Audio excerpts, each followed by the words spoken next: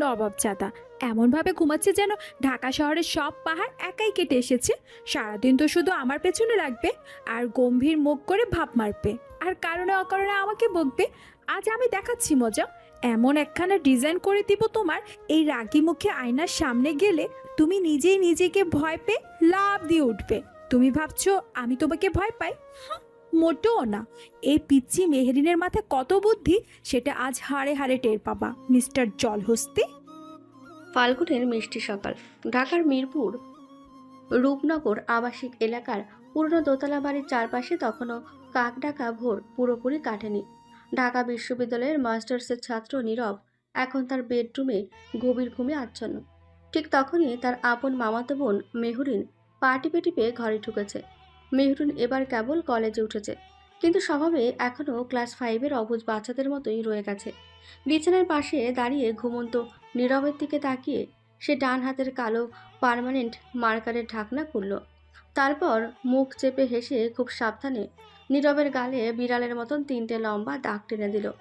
নাকের ডগায় একটা গোল্লা আঁকতে যাবে, ঠিক এমন সময় নীরব নড়ে উঠল। মেহরিন ভয় পেয়ে সাথে সাথেই খাটের নিচে ঢুকে গেল। উফ, মশাগুলো শান্তিতে ঘুমাতে দেবে না নাকি? নীরব পাশ ফিরে আবার চোখ বন্ধ করতে চাইল, কিন্তু খাটের নিচে থেকে একটা চাপা হাসির শব্দ ওর কানে আসায় সে বিরক্ত হয়ে উঠে বসল। কে ওখানে? কোনো উত্তর নেই। নীরব খাট থেকে পা নিচে নামাতেই মেহরিনের ওড়নার একটা অংশ ওর পায়ে ঠেকল। মেরিন, তুই খাটের নিচে কি করছিস? মেহরিন বুঝতে পারল ধরা পড়ে গেছে। সে আস্তে আস্তে মাথা বের করে ফ্লোরে বসল। আমি আমি তো আমার কানের দুল খুঁজছিলাম। আমার খাটের নিচে তোর কানের দুল কি করবে? কাল রাতে যখন তোমার ল্যাপটপে গেম খেলছিলাম তখন হয়তো খুলে পড়ে গেছে। ল্যাপটপ ছিল টেবিলের ওপর, তুই গেম খেলতে খেলতে খাটের নিচে গেলি কেন? আরে, দুলটা গড়িয়ে গড়িয়ে খাটের নিচে চলে যেতে পারে না? তুমি এত জেরা করছো কেন? হুম, আমি কি চোর নাকি? হুম হুম। সোনার দুল কি ফুটবল যে গড়িয়ে খাটের নিচে যাবে? নীরব বিরক্তি নিয়ে খাট থেকে নামলো। বেডরুমে যাওয়ার জন্য আয়নার সামনে গিয়ে দাঁড়াতেই সে নিজের মুখ দেখে চমকে উঠল। মেহরিন, নীরবের গগনভিতারী চিৎকারে মেহরিন ততক্ষণে দরজা পার হওয়ার জন্য দৌড় দিয়েছে, কিন্তু নীরব লম্বা পা ফেলে এক মুহূর্তেই ওর ডান হাত চেপে ধরল। কি এঁকেছিস সেটা আমার মুখে? আমি আমি কিচ্ছু করিনি তো। তোর ডান হাতে মার্কার কেন? এটা দিয়ে আমি খাতায় আর্ট করছিলাম। আর্ট করা কি অপরাধ? আমার মুখটা কি তোর খাতা?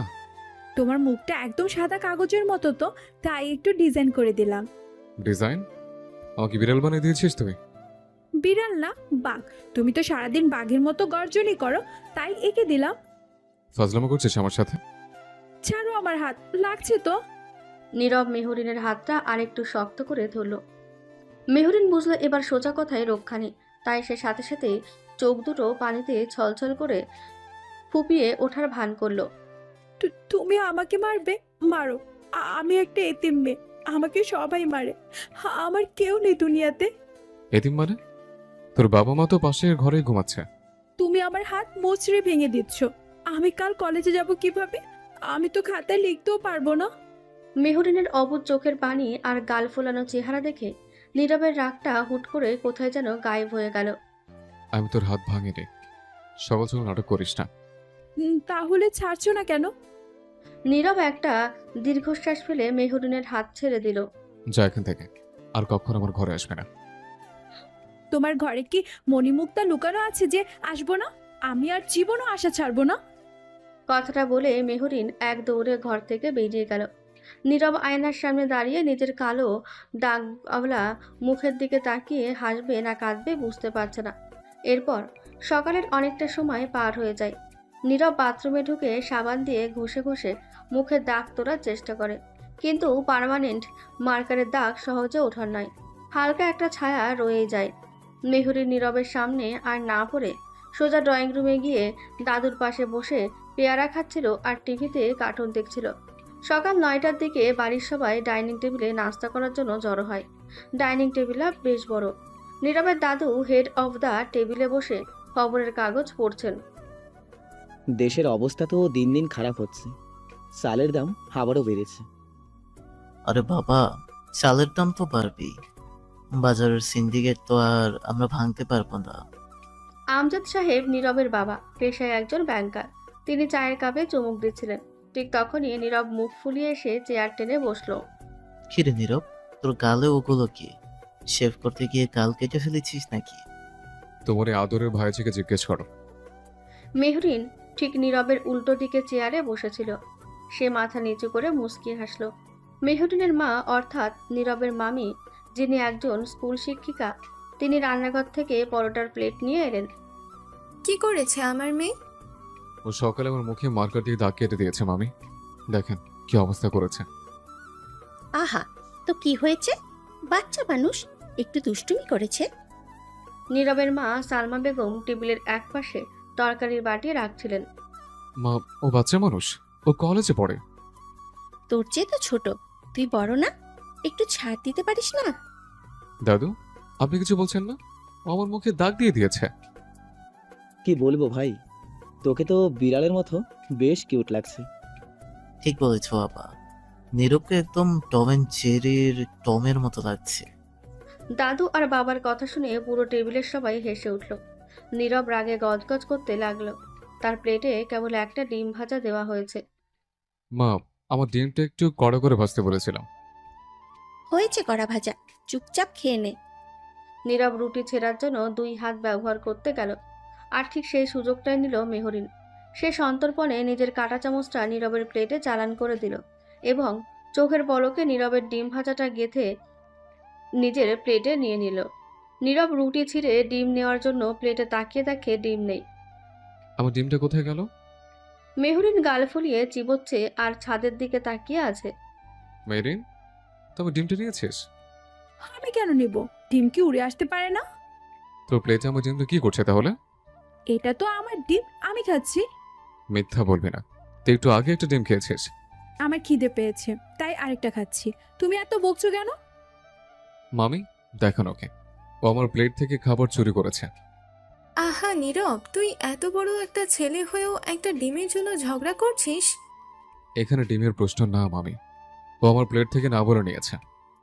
ও ছোট মানুষ, খেয়েছে তো কি হয়েছে, তুই আরেকটা ভেজে নে। আমি কেন আরেকটা ভেজে নেব? আমি কি বাবুর্চি? আরে বোকা, বোনকে খাইয়ে দিলে তো স্বভাব হয়। আমার সবের দরকার নেই, আমার ডিম ফেরত চাই। ডিম তো আমি খেয়ে ফেলেছি, এখন কি পেট থেকে বের করে দিব? যদি চাও তাহলে বের করে দিব, কিন্তু পরে খেতে হবে। ছি, তো একটা আস্ত রাক্ষসে। আর তুমি একটা স্বার্থপর, একটা ডিমের জন্য এত চিল্লাচ্ছ। আমি স্বার্থপর? তুই আমার ঘুম নষ্ট করলি, মুখে দাগ দিলে, এখন খাবারও কেড়ে নিলে। খাবার কেড়ে নেইনি, জাস্ট ধার নিয়েছি। ডিম কেউ ধার নেয়? এটা তুই ফেরত দিবি কিভাবে? কালকে তোমাকে একটা পোল্ট্রি মুরগি কিনে দেব, সারাদিন ডিম পারবে আর তুমি বসে বসে খাবে। মেহরিনের কথা শুনে পরিবারের সবাই এবার আর হাসি চেপে রাখতে পারল না। নীরব রাগ করে অর্ধেক রুটি রেখেই উঠে পড়ল। তোমাদের সাথে আর বসে খাওয়াই যায় না। নীরব বেসিনে হাত ধুতে গেল। মেহরিন আর চোখে নীরবের দিকে তাকিয়ে একটা ভেঙচি কাটল। নীরব আয়নায় সেই ভেঙচি দেখে ফেলল, কিন্তু কিছু না বলে রাগে গজগজ করতে করতে নিজের ঘরের দিকে চলে গেল। মেহরিনদের এই বাড়িতে থাকার পেছনে একটা কারণ আছে। মেহরিনের বাবা অর্থাৎ নীরবের আপন মামা একজন সরকারি কর্মকর্তা, যার বর্তমান পোস্টিং রাঙামাটিতে।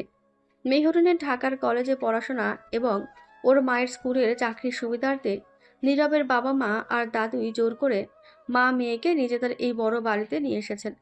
আর সেই সুবাদে মেহরিন পেয়েছে নীরবের মতন একজন সারাক্ষণের ঝগড়ার সঙ্গী, যাকে জ্বালিয়ে মারাটাই এখন তার প্রধান রুটিন। নাস্তার পর্ব শেষ হওয়ার পর বাড়ির পুরুষরা যে যার কাজে বেরিয়ে যায়। দাদু নিজের ঘরে গিয়ে রেডিও ছাড়েন। নীরবের ক্লাস ছিল না বলে সে ঘরে বসেই অ্যাসাইনমেন্ট করছিল। সকাল করিয়ে দুপুর 11টার দিকে কড়া রোদ ওঠে। মেহরিন ছাদের দিকে যায়, কিন্তু ভেজা কাপড় রোদে দিতে। মেহরিন ছাদের দিকে যায় কিছু ভেজা কাপড় রোদে দিতে। নীরবও ঠিক সেই সময় একটু খোলা বাতাসের জন্য ছাদে দাঁড়িয়ে বন্ধু পলাশের সাথে ফোনে কথা বলছিল। নিবিড় ভাইয়া ফোনে কার সাথে তো হাসাহাসি করছে? গার্লফ্রেন্ড নাকি? দাঁড়ো, তোমার হাসি আমি বের করছি। ছাদের এক পাশে সারি সারি টবে গাছ লাগানো। গাছের পাশে একটা পানি ভর্তি মগ রাখা ছিল। মেহরিন মগটা হাতে নিয়ে এমন একটা ভান করলো যেন সে গাছে পানি দিচ্ছে। নীরব ফোনে কথা বলতে বলতে মেহরিনের কাছাকাছি চলে এলো। হ্যাঁ পলাশ, তুই এই নোটসগুলো বিকেলে নিয়ে আসিস, আমি রেডি থাকবো। ঠিক তখনই মেহরুন হাতের মগের পানিটা সজোরে গাছের দিকে ছুঁড়ে মারল, কিন্তু পানির একটা বড় অংশ গাছের বদলে সরাসরি নীরবের গায়ের শার্টে গিয়ে পড়ল। আহ, কি করছিস এটা? নীরব চমকে এক পা পিছিয়ে গেল। ওর ইস্ত্রি করা শার্টের অর্ধেকটা ভিজে চুপচুপে হয়ে গেছে। মেহরিন চোখ বড় বড় করে অবাক হওয়ার ভান করলো। ও মা, তুমি এখানে কখন এলে? আমি তো এখানে দাঁড়িয়েছিলাম, তুই দেখে পানি দিতে পারিস না? আমি তো গাছের গোড়ায় পানি দিচ্ছিলাম, তুমি গাছের সামনে এলে কেন? আমি গাছের সামনে আসিনি, তুই ইচ্ছে করে আমার গায়ে পানি মেরেছিস। আমার কি খেতে কাজ নেই যে তোমার গায়ে পানি মারবো? তোর তো সারাদিন কোনো কাজ নেই, অন্যের পিছে লাগাই তোর একমাত্র কাজ। নীরব পকেট থেকে রুমাল বের করে শার্টটা মোছার চেষ্টা করলো। শার্টটা আমি একটু পরে বের হতাম, এখন এটা ভিজিয়ে দিলি। রোদে দাঁড়িয়ে থাকো, 5 মিনিটে শুকিয়ে যাবে। আমি কি কাপড় যে রোদে শুকাতে দেবো নিজেকে? তাহলে ঘরে গিয়ে শার্ট বদলাও, এত চিল্লাচ্ছ কেন? তুই সরি বলবি কিনা সেটা বল। আমি কেন সরি বলবো? ভুল তো তোমার, তুমি গাছের রাস্তায় দাঁড়িয়েছিলে। গাছের আবার রাস্তা হয় নাকি গাধি? আমাকে গাধি বলবে না বলে দিচ্ছি। 100 বার বলবো, তো একটা গাধি, পিচ্ছি, বাদর। আমি বাদর হলে তুমি কি? হ্যাঁ, তুমি একটা জলহস্তি। জলহস্তি? আমি তোকে ছাদ থেকে ফেলেই দেবো। নীরব এক পা এগোতেই মেহরিন দৌড় দিল ছাদের সিঁড়ির দিকে। পুপি, দেখো, নীরব ভাই আমাকে মারতে আসছে। মেহরিন চিৎকার করতে করতে নিচে নেমে গেল। নীরব ভেজা শার্ট নিয়ে ছাদের ওপর দাঁড়িয়ে দীর্ঘশ্বাস ফেলল। এরপর দুপুর গড়িয়ে 1টা বাজে। রোদের তেজ কমে বাড়ির ভেতরটা বেশ ঠান্ডা হয়ে এসেছে। ড্রয়িং রুমের বড় সোফায় বসে মেহরিন টিভি দেখছিল। এই সময়টা বাড়ির বয়স্করা একটু বিশ্রাম নেয়। নীরব শার্ট বদলে ফ্রেশ হয়ে ড্রয়িং রুমে এলো। তার হাতে একটা কফির মগ। টিভিতে তখন একটা হিন্দি ডাবিং করা কার্টুন চলছিল। নীরব সোফার এক কোণে বসে কফিতে চুমুক দিল। টিভির রিমোটটা দে তো। কেন? আমি তো কার্টুন দেখছি। কার্টুন বাচ্চারা দেখে, এখন নিউজ দেখার সময়। আমি তো বাচ্চাই, মা একটু আগে বললো না। তুই যে কখন বাচ্চা আর কখন বড় হয়ে যাস সেটা কেউ বুঝতে পারে না। সেটা তোমার বোঝার দরকার নেই, আমি রিমোট দেব না। মেহরিন রিমোটটা নিজের পেছনের বালিশের নিচে লুকিয়ে ফেলল। দেখ মেহরিন, আমার একটা জরুরি খবর দেখার আছে, রিমোটটা দে। কিসের খবর? শেয়ার বাজার? ওসব বোরিং জিনিস কে দেখে? তুই বুঝবি না, রিমোট দে। বললাম তো দেব না। ডোরেমনের গ্যাজেট দেখাচ্ছে এখন। নীরব এবার নিজের জায়গা থেকে উঠে মেহরিনের দিকে এগিয়ে গেল। তুই সোজা কোথায় দিবি নাকি আমি নিজে নেব? তুমি আমার গায়ে হাত দিলে আমি কিন্তু চিৎকার করব। তুই সারাদিন খালি চিৎকার করার হুমকি দাস, রিমোট বের কর। নীরব মেহরিনের পেছনের বালিশটা টেনে নেওয়ার চেষ্টা করলো। মেহরিন সাথে সাথে রিমোটটা হাতে নিয়ে সোফার উপর দাঁড়িয়ে পড়ল। ধরতে পারলে নিয়ে যাও। তুই সোফার উপর জুতা নিয়ে উঠেছিস, মা দেখলে তোকে আস্ত রাখবে না। আমি জুতো খুলে উঠেছি, এই দেখো। মেহরিন পা উঁচু করে দেখালো। নীরব সেই সুযোগে রিমোটটা ছো মারার চেষ্টা করলো, কিন্তু মেহরিন দুটো হাত সরিয়ে নিল। ভারসাম্য রাখতে না পেরে সে সোফা থেকে টাল খেয়ে নিচের কার্পেটের ওপর পড়ে গেল। আরে সাবধানে। নীরব হাত বাড়িয়ে তাকে ধরার আগে মেহরিন ধপাস করে ফ্লোরে পড়ে গেল। মেহরিনের ডান হাতের কনুইটা ফ্লোরে একটু জোরেই আঘাত পেল। আউচ! আম্মু গো! মেহরিন ব্যথায় কুকিয়ে উঠল। চোখ দিয়ে সত্যি সত্যি 2 ফোঁটা পানি গড়িয়ে পড়ল। নীরব এবার একটু ঘাবড়ে গেল। সে দ্রুত মেহরিনের পাশে হাঁটু গেড়ে বসল। কি হলো, বেশি লেগেছে? তুমি আমাকে ধাক্কা দিলে কেন? আমি কখন ধাক্কা দিলাম? তুই তো নিচে লাফ দিয়ে গিয়ে পড়ে গেলি। তুমি রিমোট কেড়ে না নিতে এলে আমি তো পড়তাম না। মেহরিন তার ডান হাতটা ধরে ফুপিয়ে ফুপিয়ে কাঁদতে লাগলো। নীরব মেহরিনের হাতটা আস্তে করে ধরল। জায়গাটা হালকা লাল হয়ে গেছে। দেখি, হাঁটা সোজা কর। হাড় ভেঙেছে কিনা দেখি। হাত ছাড়ো আমার, তুমি একটা পাষাণ লোক। চুপ করে থাক, বেশি নড়াচড়া করিস না, আমি বরফ নিয়ে আসছি। নীরব দ্রুত কিচেনের দিকে গেল। ফ্রিজ থেকে কয়েক টুকরো বরফ একটা রুমালে পেঁচিয়ে নিয়ে এলো। মেহরিন তখনও কার্পেটের ওপর বসে নাক টানছে। হাতটা দে। লাগবে না আমার বরফ, তুমি নিউজের চ্যানেল দাও। আগে বরফটা লাগা, তারপর দেখছি। নীরব খুব সাবধানে মেহরিনের কনুইয়ের লাল হওয়া জায়গাটাতে বরফ ঘষতে শুরু করলো। মেহরিন ব্যথায় একটু হিসিস শব্দ করলো। ব্যথা করছে বেশি? হুম। এত লাফালাফি করলে তো ব্যথা পাবে। মেয়েদের মতো একটু শান্ত হয়ে বসতে পারিস না? আমি মেয়েদের মতোই বলেছিলাম। হ্যাঁ, তুই তো একদম রাজকন্যা, ডোরেমন দেখা রাজকন্যা। নীরবের গলার স্বরটা এখন আর রাগী নেই, বেশ নরম আর কেয়ারিং শোনাচ্ছে। মেহরিন নীরবের মুখের দিকে তাকালো। লোকটা বাইরে থেকে এত গম্ভীর, কিন্তু ভেতরে ভেতরে বেশ চিন্তিত হয়ে পড়েছে। তুমি আমাকে রাজকন্যা বললে? আমি তোকে গাধি রাজকন্যা বলেছি। ঠিকমতো কান পরিষ্কার করিস না? তুমি এত খারাপ কেন নীরব ভাইয়া? আমি খারাপ? তুই আমার মুখের 12টা বাজিয়েছিস, আমার ডিম খেয়েছিস, আমার শার্ট ভিজিয়েছিস, আর এখন আমি খারাপ? তাও তুমি খারাপ। নীরব হালকা হাসলো। বরফ লাগানো শেষ করে সে রুমালটা পাশে রাখলো। হয়েছে, এখন উঠে বস। মেহরিন আস্তে করে উঠে সোফায় বসলো। রিমোটটা নীরবের পাশেই পড়েছিল। নীরব রিমোটটা হাতে নিল।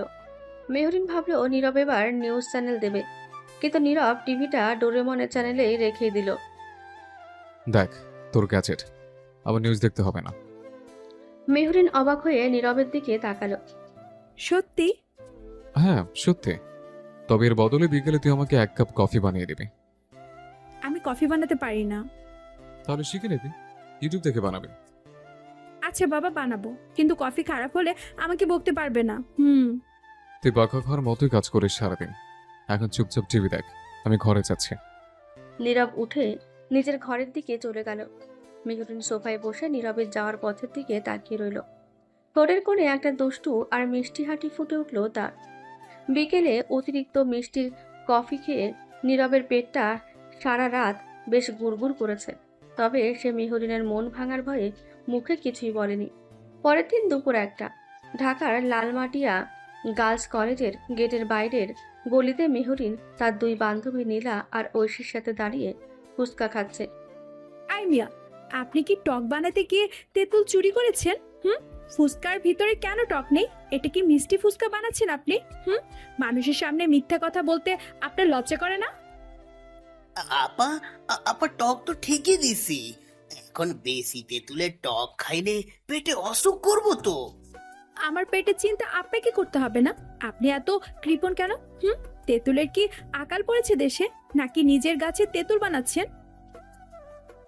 তাকালে তাকাবে, আমি কি চুরি করে খাচ্ছি নাকি? হ্যাঁ, টাকা দিয়ে খাবো, আর ও আমাকে কম টক দিবে কেন? আরে ধুর, তুই সব সময় দিলকে তাল করিস। তাড়াতাড়ি খেয়ে চল, রোদ বাড়ছে। না, আমি এই শুকনো ফুচকা খাবো না। আই ফুচকাওয়ালা মামা, জলদি টক ঢালুন বলছি। ঠিক তখনই একটু দূরে রাস্তার ওপাশে একটা লাল রঙের মোটর বাইকের ওপর বসেছিল নীরব, সাথে ওর 2 বন্ধু পলাশ আর রিফাত।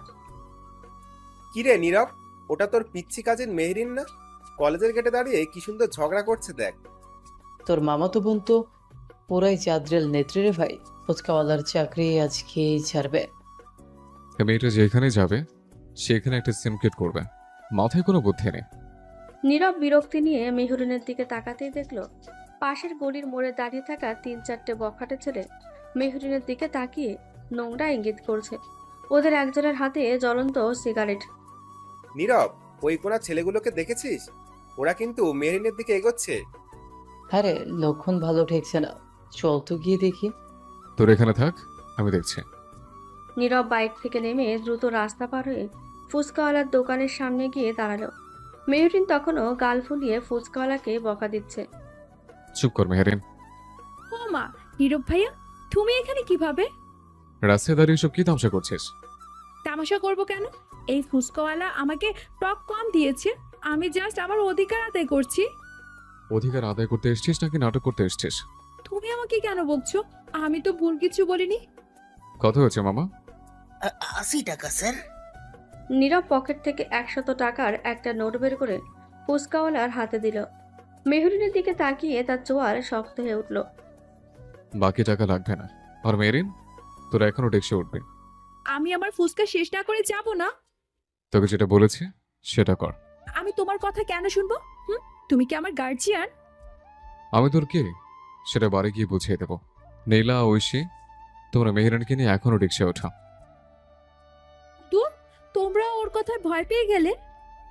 নীরব মেহরিনের ওড়নার এক কোণ ধরে ওকে টানতে টানতে রাস্তার পাশে দাঁড়ানো খালি রিকশার দিকে নিয়ে গেল।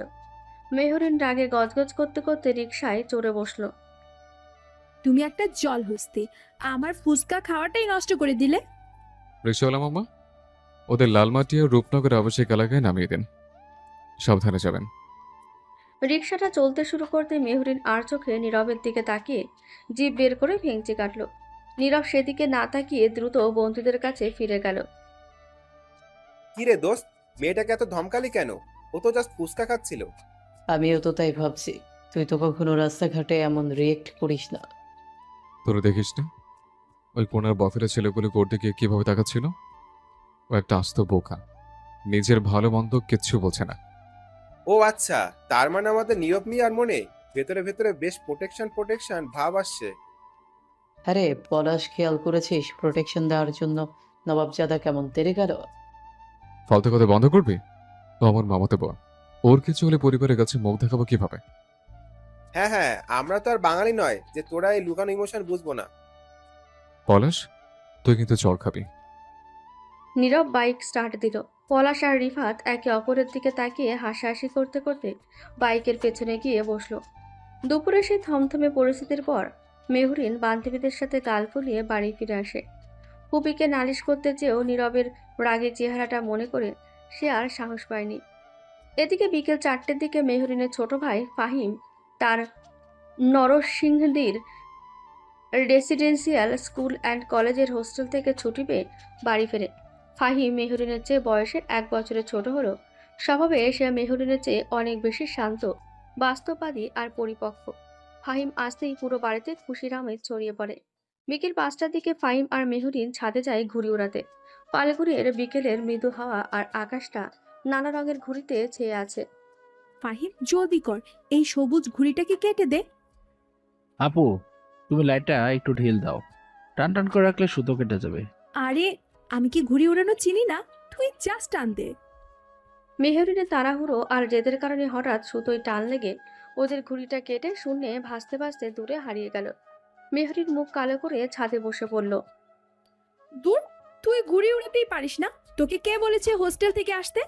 কি আশ্চর্য, ঘুড়ি কাটলে তুমি, সুতো টান দিলে তুমি, আর দোষ দিচ্ছ আমাকে। তুই লাটাইটা ঠিক মতো ধরতে পারিসনি, তাই কেটেছে। তোমার সাথে কথাই বলা যাবে না, তুমি সবসময় উল্টো যুক্তি দাও। ঠিক তখনই ছাদের অন্য কোণে এসে দাঁড়ালো নীরব। ওর হাতে একটা বড় চিল ঘুড়ি আর একটা নিখুঁতভাবে রাঙানো কাঠের ভারী লাটাই। নীরব ভাইয়া, তোমার লাঠিটা আমাকে দাও। কেন দেব? এটা আমার লাঠাই। আহারে, একটু দিলে কি হয়, আমার ঘুড়িটা কেটে গেছে। তোর ঘড়ি কেটেছে তো আমি কি করব? নিজে ওড়াতে পারিস না? অন্য জিনিসের উপর নজর দিস কেন? ফাহিম, দেখেছিস তোর ফুফাতো ভাইয়ের অহংকার একটা লাটাইয়ের জন্য কেমন করছে? আপু, তুমি অন্যের জিনিস জোর করে কেন চাও? নিজের ঘুড়ি তো নিজেই কাটলে। তুই কি আমার ভাই নাকি ওর চাপচা? ফাহিম ঠিকই বলেছে, তো একটা আনকোরা আনাড়ি, লাঠাই ধরলে শুধু পেঁচিয়ে হাত কেটে ফেলবে। আমি আনারি? হ্যাঁ, আয় লাঠিটা দাও বলছি। মেহরিন জেদ ধরে নীরবের দিকে এগিয়ে গেল। নীরব লাটাইটা নিজের পিঠের পেছনে লুকিয়ে ফেলল। বললাম তো দেব না, নিজের চরকায় তেল দে। আমি আজ এই লাটাই নিয়েই ছাড়বো।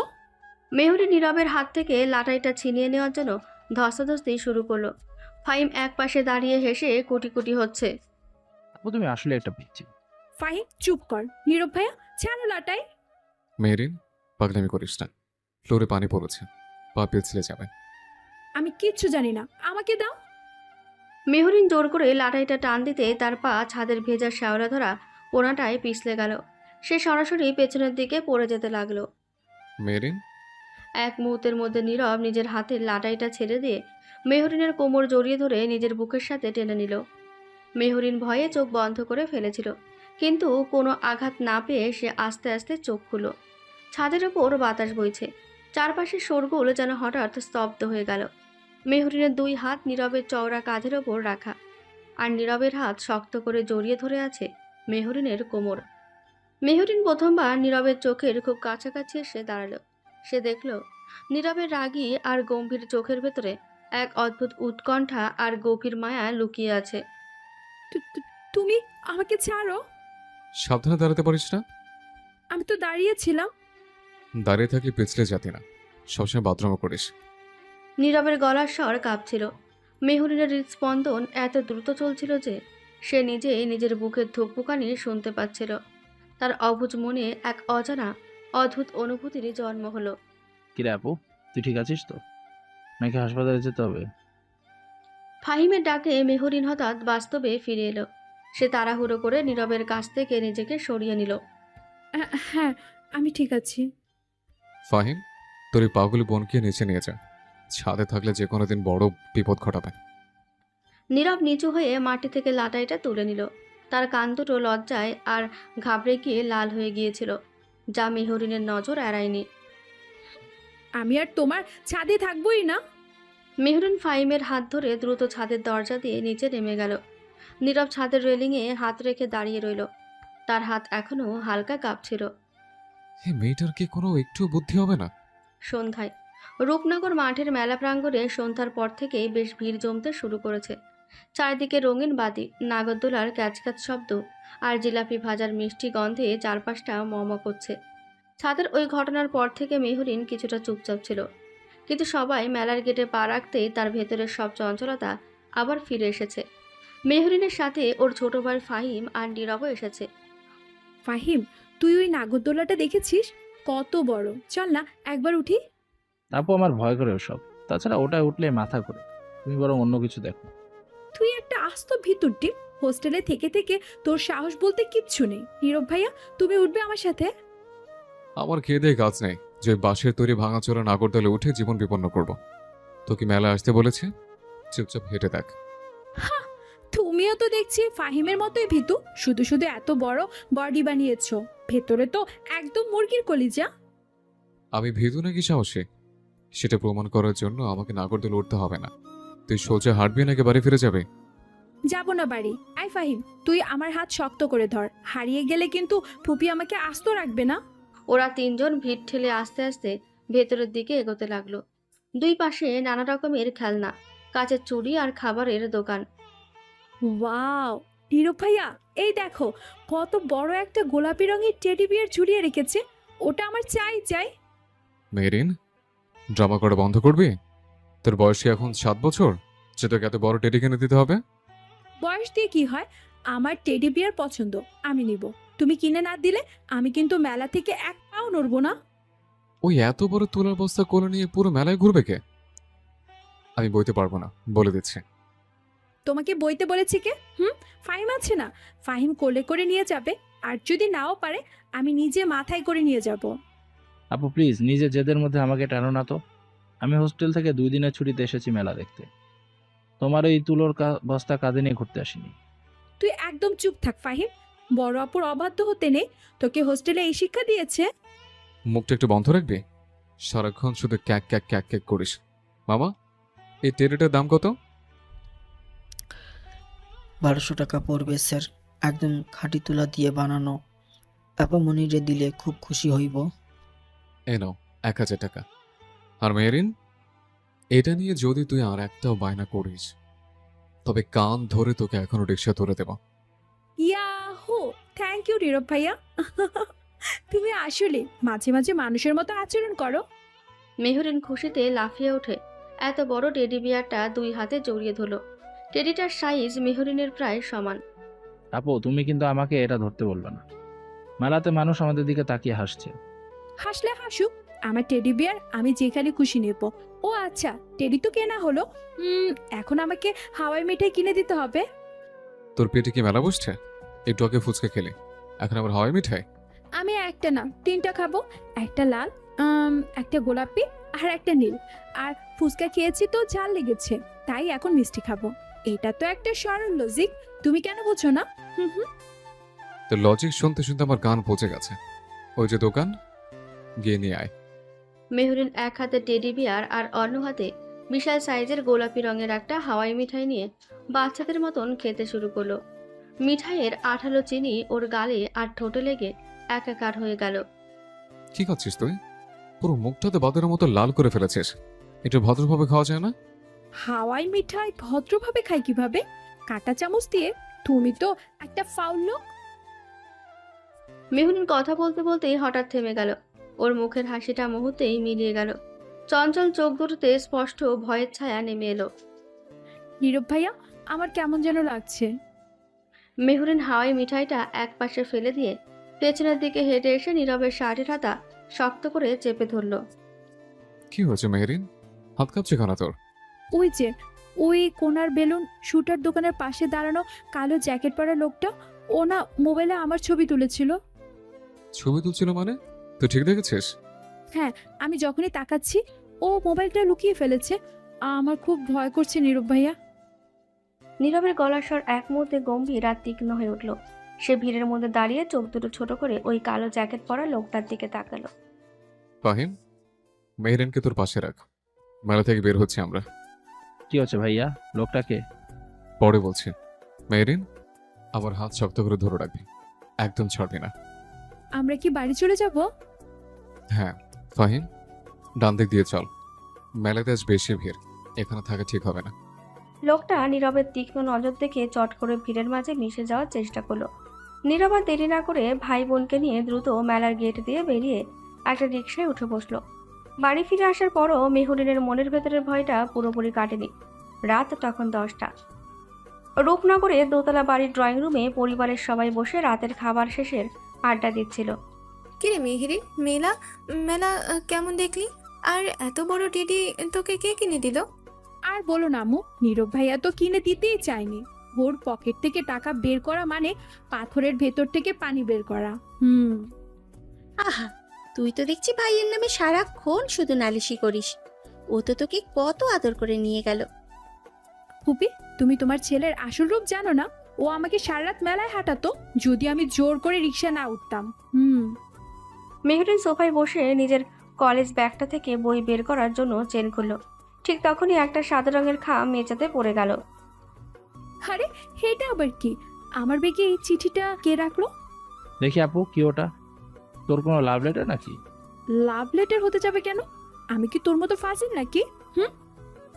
মেহরিন খামটা খুলে ভেতর থেকে কতগুলো ছবি আর একটা ভাঁজ করা কাগজ বের করলো। ছবিগুলো দেখে ওর চোখের মনি বড় হয়ে গেল। ও মা, এগুলো তো আমার ছবি। কে তুলেছে এগুলো? দেখি তো। আরে এটা তো কলেজের গেটের সামনের ছবি আপু। হ্যাঁ, আমি যখন পরশুদিন নীলা আর ঐশীর সাথে দাঁড়িয়ে আইসক্রিম খাচ্ছিলাম তখনকার ছবি। আর এই যে এটা আমাদের বাড়ির গেটের সামনের ছবি। আমি বিকেলে যখন ছাদে ছিলাম সেটাও তুলেছে। ও, কেউ তোকে ফলো করছে, ব্যাপারটা কিন্তু সিরিয়াস। আরে দূর, এটা নির্ঘাত নীলা আর ঐশীর কাজ। ওরা প্র্যাঙ্ক করছে। প্রাণ কেন করবে? আমাকে ভয় দেখানোর জন্য এসব ছবি প্রিন্ট করে ব্যাগে ঢুকিয়ে দিয়েছে। আমি ওদের কাল ক্লাসে গিয়ে দেখাবো মজা। মেহরিন হাসতে হাসতে চিঠিটা সোফার ওপর রাখলো। নীরব এতক্ষণ চুপচাপ এক কোণে দাঁড়িয়ে কফি খাচ্ছিল। সে মেহরিনের হাত থেকে চিঠিটা টেনে নিয়ে পড়তে শুরু করলো। মেহেরিন, এটা কোনো প্র্যাঙ্ক নয়। চিঠিটা কি লিখেছে পড়েছিস? কি লিখেছে? ওগুলো তো ফালতু কথা। এখানে লেখা আছে, মেহেরিন, তুমি শুধু আমার। অন্য কারো দিকে তাকালে বা বেশি বাড়াবাড়ি করলে তোমাকে রাস্তা থেকে তুলে নিয়ে যাব। তুই এটাকে ফালতু কথা বলছিস? কি? কে লিখেছে এটা? আরো লেখা আছে, আর তোমার এই ফুফাতো ভাই নীরবকে বলো নিজের সীমানার মধ্যে থাকতে, নয় তোর হাত পা আমি ভেঙে দেব। চিঠি নিচে সই করা আছে, সুনীল। সুনীল? ওটা কে আবার? আমাদের ক্লাসে তো এমন নামের কেউ নেই। মেহরিনের ফুপা আমজাদ সাহেব এবং ফুপি সালমা বেগম সোফা থেকে উঠে এলেন। তাদের মুখে তখন আশঙ্কার কালো মেঘ। বলিস কি নীরব, মেহেরিনকে তুলে নিয়ে যাবে? ও তো এখনো বাচ্চা মেয়ে। হে আল্লাহ, আমার মেয়ে কি হবে? ওর বাবা তো রাঙামাটিতে পোস্টিংয়ে, আমি এখন একা কি করব? সুনীল নামটা আমার চেনা চেনা লাগছে। আমাদের এলাকার ওই বখাটের রনের গ্রুপের মেম্বার নয় তো? ওরা তো হিরোইন আর মাদক ব্যবসার সাথে জড়িত। পরিস্থিতি ভালো ঠেকছে না, আমাদের এখনই কিছু একটা ব্যবস্থা করতে হবে। আরে ফুপা, তোমরা এত ভয় পাচ্ছ কেন? ঢাকায় কি আইন কানুন নেই? পুলিশ এসে ওদের সবাইকে জেলে ঢুকিয়ে দিবে। তাই একদম চুপ থাক মেহেরিন। তোকে কতবার বলেছে রাস্তাঘাটে সবার সাথে এভাবে বাচ্চাদের মতো ঝগড়া করবি না, সবার নজর আসবি না? তুই তো কারো কথা শুনিস না। আমি কি সাত করে ঝগড়া করি? ফুসকোয়ালা যদি কম টক দেয় তাহলে কি আমি প্রতিবাদ করব না? তোরই অতিরিক্ত বোকামি আর বিরুদ্ধে আজ আমাদের এই বিপদে ফেলেছে। এখন থেকে তুই একা ঘর থেকে এক পাও বের হবে না। তুমি আমাকে বন্দি করে রাখতে চাও, আমি তোমার বন্দিশালা থাকবো না। নীরব কোনো উত্তর দিল না, তার চোয়াল শক্ত হয়ে উঠল। সে চিঠিটা পকেটে পুরে ঘর থেকে বেরিয়ে গেল। ঘরের পরিবেশটা তখন প্রচণ্ড থমথমে আর আতঙ্কে ভারী হয়ে উঠেছে। রাত তখন প্রায় 12:30। রূপনগর আবাসিক এলাকার পেছনের অন্ধকার গলিটা একদম নিঝুম। ল্যাম্পপোস্টের আবছা আলোয় গলিটার এক কোণে দাঁড়িয়েছিল নীরব এবং তার বন্ধু পলাশ। উফ, যা মশা রে ভাই, আমাকে তো একেবারে খেয়ে ফেলছে। তুই আমাকে এই মাঝরাতে এখানে কেন দাঁড় করিয়ে রেখেছিস? মশা কামড়ালে চুপচাপ কামড় খা, বেশি আওয়াজ করবি না। আমি মুদি দোকানে সিসিটিভি ফুটেজ দেখছি। কি দেখলি ফুটেজে? গত 3 দিন ধরে একটা কালো পালসার বাইক আমাদের বাড়ির চারপাশে ঘুরঘুর করছে। বাইকের নাম্বার প্লেটটা কাঁথা দিয়ে ঢাকা। তার মানে ওরা আগে থেকে মেহরিনকে নজরে রাখছিল। কিন্তু মেহরিনের ব্যাগে চিঠিটা কিভাবে গেল? আজ যখন মেলাতে ছিলাম তখন মেহরিনের ব্যাগটা ফাহিমের পিঠে ঝোলানো ছিল। মেলাতে যখন ও হাওয়াই মিঠাই খাচ্ছিল ঠিক তখনই কেউ সুযোগ বুঝে ব্যাগের চেইন খুলে খামটা ঢুকিয়ে দিয়েছে। সাংঘাতিক ব্যাপার তো। ওরা কতটা সাহসী হলে মেলাতে আমাদের চোখের সামনে এই কাজ করতে পারে? বিপদ আমাদের খুব কাছাকাছি পলাশ। সুনীল নামের ওই ছেলেটা আসলে এলাকার ওই রনির ডান হাত। আমি গালি থান ইনফর্ম করব, কিন্তু তার আগে আমাকে নিশ্চিত হতে হবে ওরা ঠিক কোথায় থাকে। তাহলে এখন কি করবি? আজ রাতে আমি আর তুই এই গলিতে পাহারায় থাকবো। আমার মন বলছে ওরা আজ রাতে একবার ব্রেকি করতে আসবে। ঠিক তখনই গলির অপর প্রান্ত থেকে একটা বাইকের স্টার্ট নেওয়ার চাপা শব্দ পাওয়া গেল। নীরব আর পলাশ সতর্ক হয়ে অন্ধকার দেওয়ালের আড়ালে লুকিয়ে পড়ল। পলাশ, ওই দেখ, ওই কালো পালসার বাইকটা আসছে। হ্যাঁ রে, বাইকের আরোহীটা আমাদের বাড়ির গেটের দিকেই তাকাচ্ছে। মুখটা তো মাফলা দিয়ে ঢাকা। চল ওকে তাড়া করি। তুই ডান দিক দিয়ে যা, আমি বাঁ দিক থেকে ধরছি। নীরব আর পলাশ অন্ধকারের ভেতর দিয়ে দ্রুত বাইকটার দিকে দৌড়ে গেল। কিন্তু বাইক আরোহী ওদের উপস্থিতি টের পেয়ে ঘাবড়ে গিয়ে সজোরে অ্যাক্সিলারেটর চেপে দিল। এই ধর ধর, পালাচ্ছে। এই দাঁড়া বলছি। নীরব প্রায় বাইকটার কাছাকাছি পৌঁছে গিয়েছিল। সে হাত বাড়িয়ে পেছনের গ্রিলটা ধরার চেষ্টা করলো, কিন্তু বাইকটা প্রচণ্ড বেগে গলির মোড় পার হয়ে অদৃশ্য হয়ে গেল। ধুর, শালা পালিয়ে গেল। তুই ঠিক আছিস তো? হ্যাঁ ঠিক আছে, কিন্তু বুঝতে পেরেছি আমরা সতর্ক আছি। আমাদের হাতের বেশি সময় নেই পলাশ। সেই আশঙ্কাজনক রাত পার হয়ে ভোরের আলো ফুটল, কিন্তু বাড়িতে কারোর চোখেই ঘুম ছিল না। সকাল 8টার দিকে দাদুর ঘর থেকে সবাইকে ডেকে পাঠানো হলো। ঘরে দাদু, আমজাদ সাহেব, সালমা বেগম এবং মেহরিনের মা গম্ভীর মুখে বসে আছেন। নীরব আর মেহরিনকে ঘরের মাঝখানে এসে দাঁড়াতে বলা হলো। আমি সারা রাত ঘুমোইনি, অনেক ভেবেচিন্তে আমি একটা সিদ্ধান্তে পৌঁছেছি। কি সিদ্ধান্ত বাবা? মেহরিনের সুরক্ষার জন্য এবং আমাদের পরিবারের সম্মানের স্বার্থে আজই নীরবের সাথে মেহরিনের বিয়ে হবে। কি বিয়ে? দাদু, তোমার মাথা খারাপ হয়ে গেছে? আমি ওই রাগী বান্দরটাকে বিয়ে করব? মেহরিন, শান্ত হ। দাদু যা বলছেন আমাদের সবার মঙ্গলের জন্যই বলছেন। আমি কোনো মঙ্গলের কথা শুনতে চাই না ফুপি। এই নীরব ভাইয়া সারাদিন আমাকে বকে, কারণে অকারণে ধমকায়, এমনকি আমার সব পছন্দের চকলেটও লুকিয়ে খেয়ে ফেলে। আমি ওই জলহস্তির সাথে সারা জীবন এক ঘরে কাটাবো? অসম্ভব। মেহরিন, কথা পারাস না। এলাকার বখাটেদের হাত থেকে তোকে বাঁচানোর কোনো রাস্তা নেই। আর নীরব নীরব তোকে নিজের স্ত্রীর মতো আগলে রাখতে পারবে। স্ত্রী? আমি এখনো কলেজের গণ্ডি পার হইনি আম্মু। আমার বিয়ের বয়স হয়েছে নাকি? হ্যাঁ, আমি ওই কালো গোপরাওয়ালা রাক্ষসের বউ হব না। মেহরিন হাউমাউ করে কাঁদতে কাঁদতে দাদুর বিছানার ওপর আছড়ে পড়ল। ওর অবুঝ কান্না আর যুক্তিগুলো শুনে দাদু আর আমজাদ সাহেব এত টেনশনের মধ্যেও হাসবেন নাকি কাঁদবেন বুঝতে পারলেন না। দাদু, আমরা ওই পিছিয়ে ডায়পার পাল্টানোর বা বাচ্চাদের মতো কান্নার শব্দ শোনার কোনো শখ নেই। আমি এখনো পড়ালেখা শেষ করিনি। নীরব, তুই তো পরিস্থিতিটা বুঝছিস। এখন বিয়ে না দিলে পুলিশ বা আইন দিয়ে ওই গুন্ডাদের হাত থেকে ওকে কতদিন বাঁচিয়ে রাখবো? আমি জানি বাবা, কিন্তু পরিবারের সম্মান আর মেহরিনের নিরাপত্তার জন্য যদি এটাই একমাত্র উপায় হয় তবে আমি বিয়েতে রাজি। তুমি রাজি মানে? তোমার রাজিতে আমার কি যায় আসে? হ্যাঁ, আমি বিয়ে করব না মানে করব না। মেহরিন, জেদ করিস না। পরিস্থিতি কতটা খারাপ তুই এখনো বুঝতে পারছিস না। তুমি একটা স্বার্থপর। তুমি ইচ্ছে করে দাদুকে দিয়ে নাটক করাচ্ছ। তুমি সুযোগ পেয়ে আমাকে সারা জীবনের জন্য বন্দি করতে চাইছো। মেহরিন রাগে অন্ধ হয়ে নীরবের পায়ের পাতার ওপর নিজের শক্ত জুতো দিয়ে সজোরে একটা লাথি মারল। মেহরিন। নীরব ব্যথায় লাফিয়ে উঠে এক পায়ে দাঁড়িয়ে নিজের জুতো চেপে ধরল। মেহরিন তখন কাঁদতে কাঁদতে নিজের ঘরের দিকে এক দৌড়ে চলে গেল। নীরব, ও ছোট মানুষ, রেগে গেছে, কিন্তু বিয়েটা আজ আসরের নামাজের পরেই হবে। কাজী সাহেবকে আমি নিজেই খবর দিচ্ছি। ঠিক আছে দাদু, আমি পলাশকে ডেকে সব রেডি করছি। নীরব ব্যথায় ল্যাংচাতে ল্যাংচাতে দাদুর ঘর থেকে বেরিয়ে গেল। তার চোখ জুড়ে তখন মেহরিনকে বাঁচানোর এক তীব্র প্রতিজ্ঞা আর মনের গভীরে থাকা এক চাপা উত্তেজনা কাজ করছিল। এদিকে মেহরিন নিজের ঘরের দরজা আটকে অঝরে কাঁদছিল। এই অপ্রত্যাশিত ঝড়ের মুখোমুখি হয়ে পুরো বাড়িটায় যেন এক অজানা ভবিষ্যতের দিকে পা বাড়ালো। যেই বলা সেই কাজ। আসরের নামাজের পর দুই পরিবারের সম্মতিতে খুব তাড়াহুড়ো করে নীরবের সাথে মেহরিনের বিয়েটা সম্পূর্ণ হয়ে যায়। সারাদিনের কান্নাকাটি, বখাটেদের আতঙ্ক আর উত্তেজনার পর রাতের দিকে বাড়ির পরিবেশটা কিছুটা শান্ত হয়ে আসে। রাত তখন 11টা। নীরব এক গ্লাস পানি খেয়ে নিজের ঘরের দরজার নব ঘুরিয়ে ভেতরে ঢুকলো। ঘরে ঢুকে নীরবের চোখ কপালে ওঠার উপক্রম হলো। বিশাল বড় খাটে ঠিক মাঝ বরাবর সারি সারি বালিশ দিয়ে একটা শক্ত বর্ডার তৈরি করা হয়েছে। আর সেই বর্ডারের ঠিক মাঝখানে পাহারাদারের মতন বসে আছে মেলা থেকে কিনে আনা সেই বিশাল গোলাপি রঙের টেডি বিয়ারটা। এসব কি মেহরিন?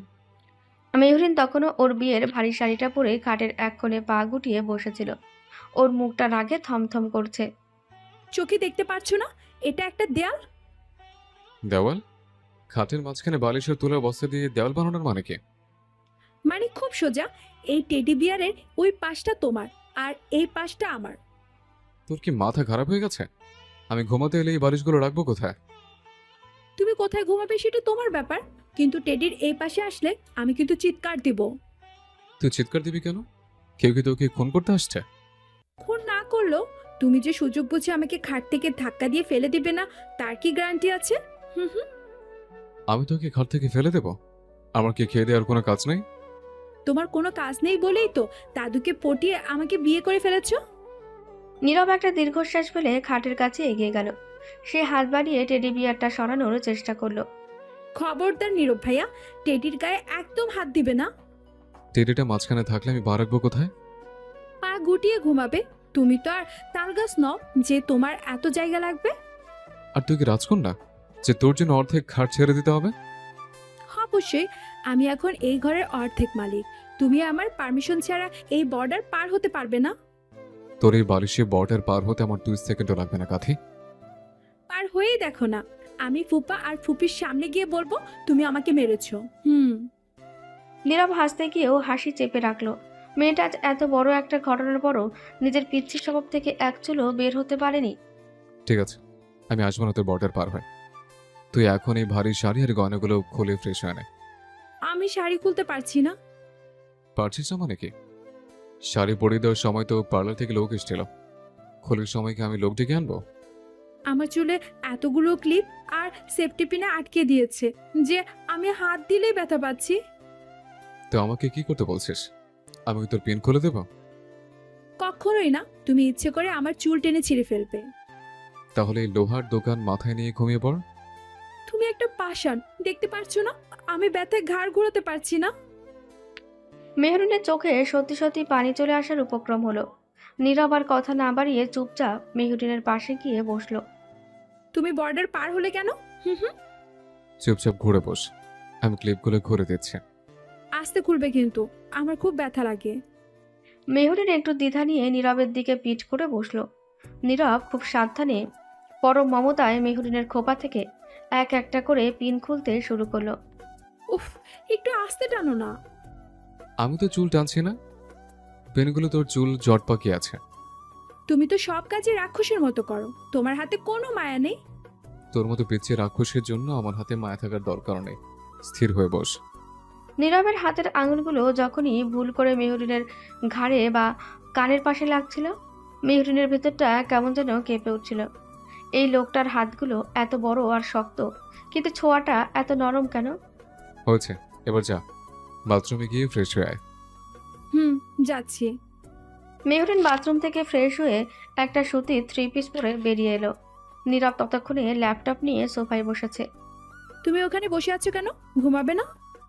আমার একটা অ্যাসাইনমেন্ট বাকি আছে, আমি কাজ করব, তুই ঘুমিয়ে পড়। কিন্তু ঘরের লাইট তো জ্বলছে, আমি অন্ধকার ছাড়া ঘুমাতে পারি না। আমি কাজ করছি, লাইট বন্ধ করে আমি দেখবো কিভাবে? তুমি টেবিল ল্যাম্প জ্বালিয়ে নাও, আমার চোখে আলো আসছে। তুই কি চোখ খোলা রেখে ঘুমাস যে তোর চোখে আলো লাগবে? আমি লাইট অফ করে দিলাম, তুমি যা ইচ্ছা করো। মেহরিন লাফ দিয়ে গিয়ে সুইচ অফ করে দিল। পুরো ঘর অন্ধকার হয়ে গেল, শুধু ল্যাপটপের নীল আলোটা নীরবের মুখের ওপর পড়ছে। এই মেয়েটা জীবনও বড় হবে না।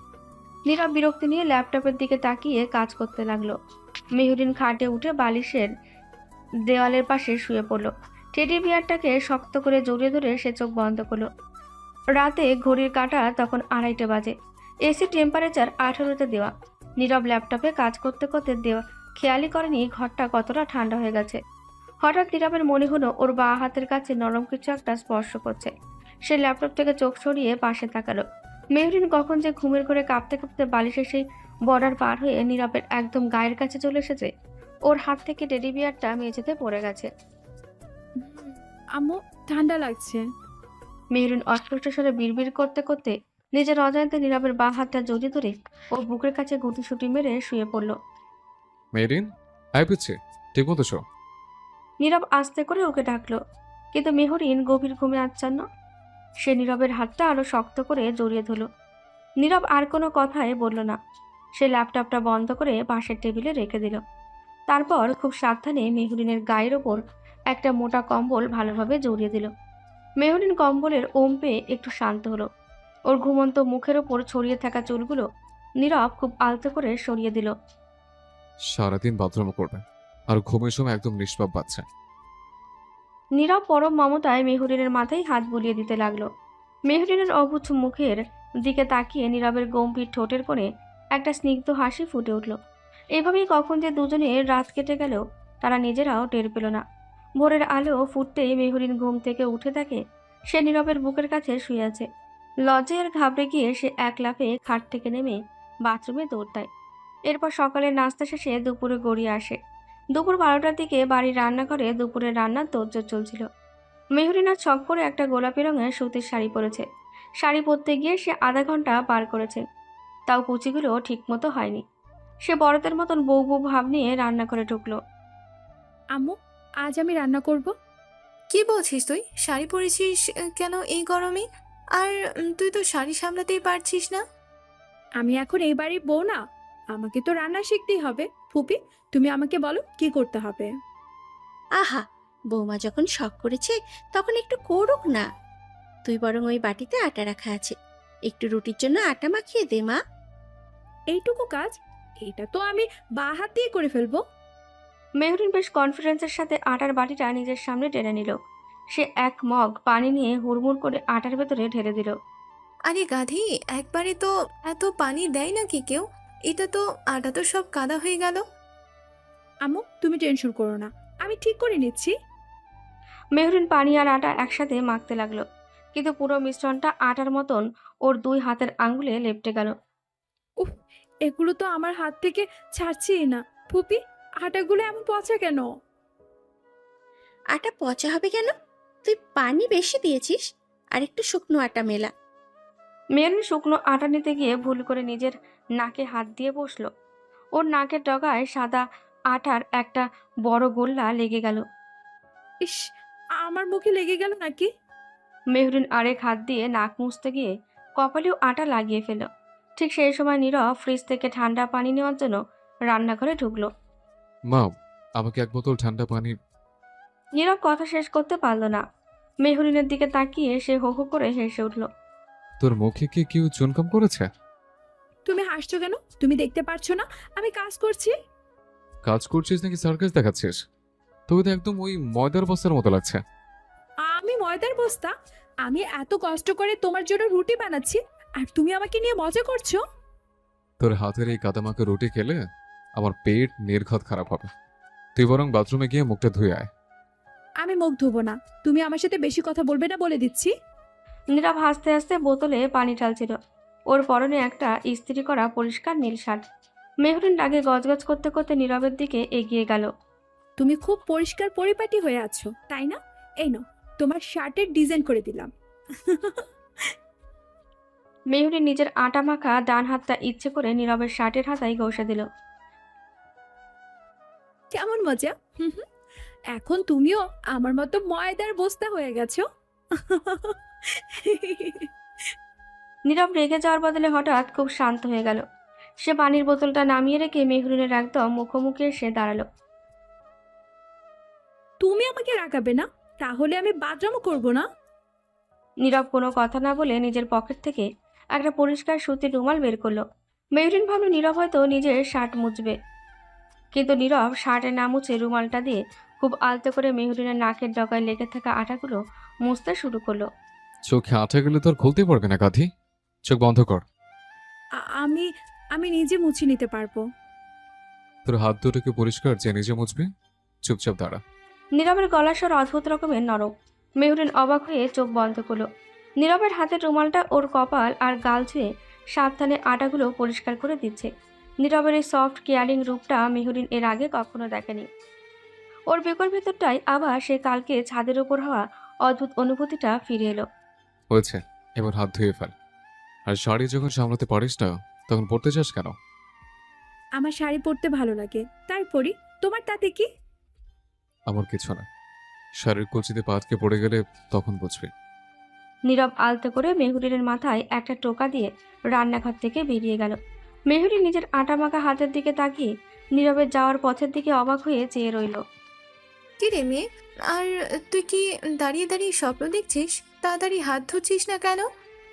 হ্যাঁ আম্মু, ধুচ্ছি। মেহরিন কল ছেড়ে হাত ধুতে লাগলো, কিন্তু ওর ঠোঁটের কোণে একটা লাজুক আর মিষ্টি হাসি লেগেই রইল, যা সে নিজেও বুঝতে পারল না। বিকেলবেলা দুপুরে সে আটা মাখামাখির ঘটনার পর বাড়ির থমথমে পরিবেশটা কিছুটা হালকা করার জন্য দাদু একটা চমৎকার প্রস্তাব দিলেন। বাড়ির সবাই মিলে মিরপুর বোটানিক্যাল গার্ডেনে একটা ছোটখাটো বনভোজন বা পিকনিকের আয়োজন করা হলো। বিকেলের দিকে সবাই সেখানে পৌঁছে যায়। এই আকস্মিক বিয়ের খবর শুনে নীরবের বড় বোন তৃষা আর তার স্বামী সহ বিকেলেই পার্কে এসে উপস্থিত হয়। তৃষা পেশায় একজন ডেন্টিস্ট এবং সে মেহরিনকে নিজের ছোট বোনের মতোই ভালোবাসে। কি রে পিচ্ছি বউ, তুই নাকি আমার গম্ভীর ভাইটার গলায় ঝুলে পড়েছিস? তৃষা আপু, তুমিও আমাকে পচা কথা বলছো? আমি নিজে থেকে ঝুলিনি। তোমার ওই রাক্ষস ভাইটা দাদুকে দিয়ে আমাকে জোর করে বিয়ে করেছে। আহা, রাক্ষস বলছিস কেন? দেখবি এই রাক্ষসটাই তোকে রাজকন্যার মতো রাখবে। রাজকন্যা না, আমাকে কাজের বুয়া বানিয়ে রাখে। আজ দুপুরে আমাকে দিয়ে রুটি বানাতে চেয়েছিল। তৃষা হাসতে হাসতে মেহরিনের গাল টেনে দিল। বিকেলে স্নিগ্ধ বাতাসে বোটানিক্যাল গার্ডেনের ভেতরটা বেশ মনোরম লাগছিল।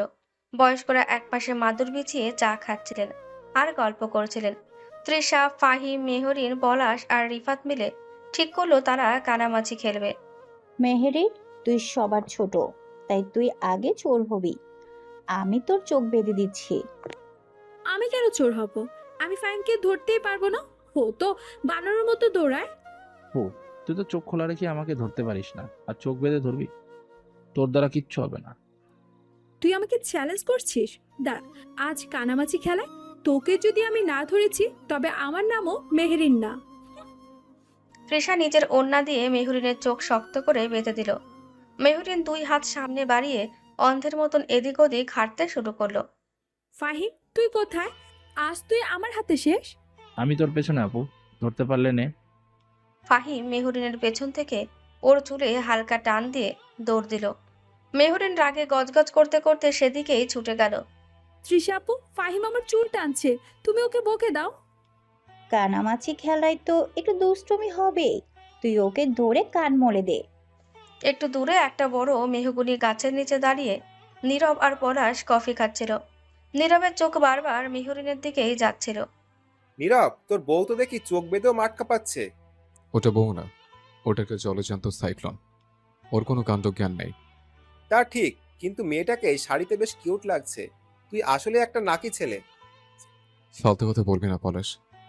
ও দৌড়াতে গিয়ে কখন যে হোঁচট খাবে সে চিন্তায় আমার ঘাম ছুটছে।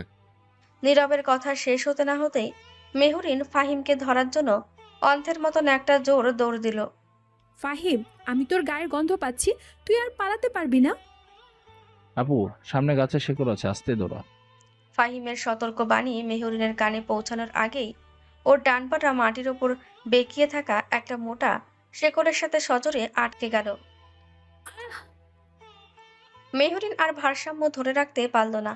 সে সজোরে সামনের দিকে ছিটকে ঘাসের ওপর পড়ে গেল। মেহরিন, নীরব হাতের কফির কাপটা মাটিতে ছুঁড়ে ফেলে পাগলের মতন দৌড় দিল। কয়েক সেকেন্ডের ব্যবধানে সে মেহরিনের পাশে হাঁটু গেড়ে বসে পড়ল। মেহরিন, তুই ঠিক আছিস? কোথায় লেগেছে তোর? মেহরিন ঘাসের উপর বসে নিজের চোখ থেকে ওড়নার বাঁধনটা খুলে ফেলল। ওর ডান পায়ের পাতাটা ছিঁড়ে গেছে, হালকা রক্ত বের হচ্ছে। আম্মু গো, আমার পা ভেঙে গেছে। পা ভাঙেনি, ছড়ে গেছে। তোকে কে বলেছিল চোখ বেঁধে ওইভাবে ষাঁড়ের মতো দৌড়াতে? আমি ষাঁড়ের মতো দৌড়াইনি, ফাহিম আমাকে ইচ্ছে করে গাছের শিকড়ের দিকে নিয়ে গেছে। আমি কখন নিয়ে গেলাম? আমি তো তোকে আগেই বললাম আস্তে দৌড়াতে। ফাহিম, তুই চুপ কর। আর তুই মেহরিন, এত বড় শাড়ি পরে কেউ কানামাছি খেলে? তুমি আমাকে এখন বকছো কেন? আমার পা দিয়ে রক্ত পড়ছে আর তুমি আমাকে ষাঁড় বলছো। মেহরিন বাচ্চাদের মতো নিজের ঠোঁট উল্টে ফুপিয়ে ফুপিয়ে কাঁদতে শুরু করলো। ওর কান্না দেখে নীরবের গলার স্বর হুট করেই একদম নরম হয়ে গেল। আচ্ছা বাবা, ঠিক আছে, আমি আর বকবো না, কান্না থামা। আমার খুব ব্যথা করছে নীরব ভাইয়া, আমি হাঁটতে পারবো না। হাঁটতে হবে না তোকে। ত্রিশা আপু, ওর পায়ের জন্য একটু ফার্স্ট এড বক্সটা আনো তো গাড়ি থেকে। হ্যাঁ নীরব, আমি এখনই আনছি। তৃষা দৌড়ে গাড়ির দিকে চলে গেল। পরিবারের বয়স্করাও ততক্ষণে চিন্তিত মুখে সেখানে জড়ো হয়েছেন। কি রে মা, পা কেটে গেল কিভাবে? আম্মু, ওই গাছের শিকড়টা ইচ্ছে করে আমাকে ল্যাং মেরেছে। গাছের শেকড় আবার ল্যাং মারে কি হয় রে মা? তুই সাবধানে হাঁটবি তো। বাবা, তোমরা একটু সরো, ওকে হাওয়া লাগতে দাও। আমি ওকে বেঞ্চে নিয়ে বসাচ্ছি। নীরব কাউকে কিছু বলার সুযোগ না দিয়ে মেহরিনকে পাজাগোড়া করে নিজের কোলে তুলে নিল। কি করছো? সবাই দেখছে তো। দেখুক, তোর পা দিয়ে রক্ত পড়ছে। আমি কি তোকে মাটি দিয়ে টেনে নিয়ে যাব? মেহরিন লজ্জায় নীরবের কাঁধের শার্ট খামচে ধরে নিজের মুখ লুকালো। নীরব ওকে খুব সাবধানে নিয়ে গিয়ে একটা ফাঁকা বেঞ্চে বসিয়ে দিল। পাটা সোজা করে রাখ, একদম নড়াচড়া করবি না। তুমি কিন্তু আমাকে স্যাভলন লাগাতে পারবে না, খুব জ্বলে। স্যাভলন না লাগালে ইনফেকশন হয়ে যাবে, একটু তো জ্বলবেই। তাহলে তুমি পু দিয়ে দিয়ে লাগাবে, কথা দাও। আচ্ছা গাধি, আমি পো দিয়ে লাগাবো। তুই এখন কান্না থামাতো।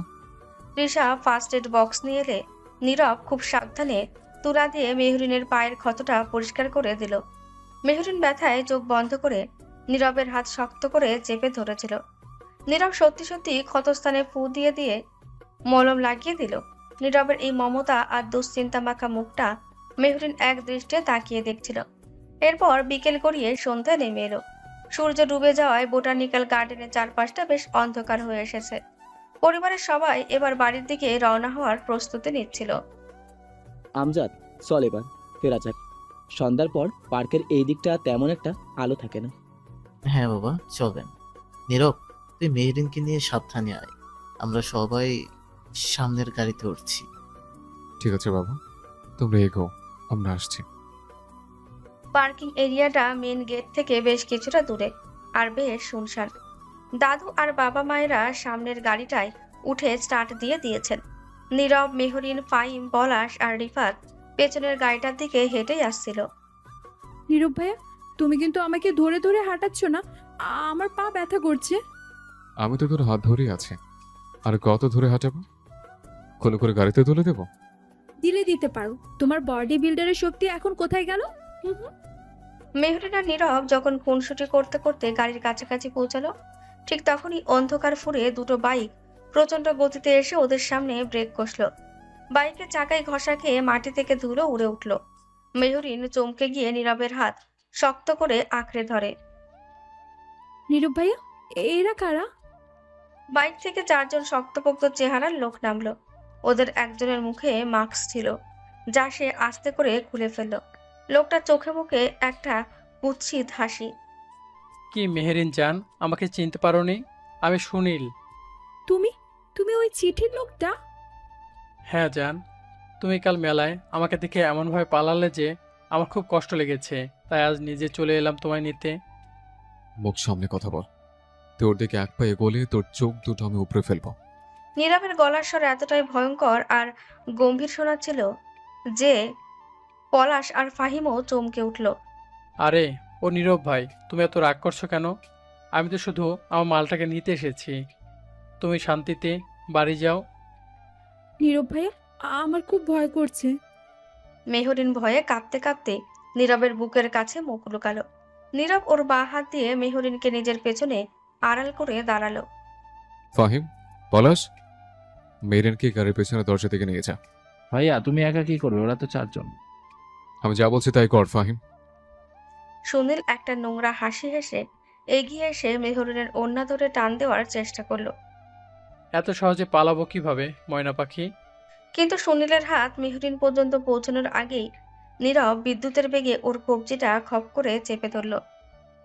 তোকে বলেছিলাম না নিজের সীমানা থাকতে। হাত ছাড় শালা। সুনীল তার অন্য হাত দিয়ে নীরবকে ঘুষি মারার চেষ্টা করলো। নীরব খুব টেকনিক্যালি মাথা সরিয়ে নিয়ে সুনীলের ধরা হাতটা সজোরে উল্টো দিকে মুচড়ে দিল। আহ, মরে গেলাম রে। সুনীলের ব্যথায় চিৎকার করে ওঠার সাথে সাথেই ওর সঙ্গীরা নীরবের উপর ঝাঁপিয়ে পড়ার চেষ্টা করলো, কিন্তু ফাহিম আর পলাশও চুপ করে দাঁড়িয়ে ছিল না। তুই আমার আপুর দিকে চোখ দিস, আজ তোকে আমি জ্যান্ত পুঁতে ফেলবো। ফাহিম দৌড়ে গিয়ে সুনীলের এক সঙ্গীর পেটে সজোরে লাথি মারল। লোকটা ব্যথায় কুকড়ে মাটিতে পড়ে গেল। পলাশও আরেকজনকে জাপটে ধরে মাটিতে ফেলে দিল। রিফাত, তুই এখনই পুলিশকে কল কর। আমি থানার ওসিকে চিনি, বলল যে বোটানিক্যাল গার্ডেনের 3 নম্বর পার্কিং আছে। আমি এখনই কল করছি। রিফাত পকেট থেকে মোবাইল বের করতেই বখাটেদের দলের বাকি দুজন ভয় পেয়ে গেল। সুনীল ভাই, চলেন পালাই, পুলিশ আইসা পড়লে খবর আছে। আমার হাত ভেঙে গেছে, আমাকে ছাড়। আজ তোকে ছেড়ে দিলাম, কিন্তু এরপর যদি মেহরানের ত্রিসীমানায় তোদের কাউকে দেখি, আমি তোদের এক একটাকে কেটে বুড়িগঙ্গে ভাসিয়ে দেব। যা ভাগ এখান থেকে। নীরব সজোরে সুনীলের মুচড়ে ধরা হাতটা ছেড়ে দিয়ে তাকে একটা ধাক্কা দিল।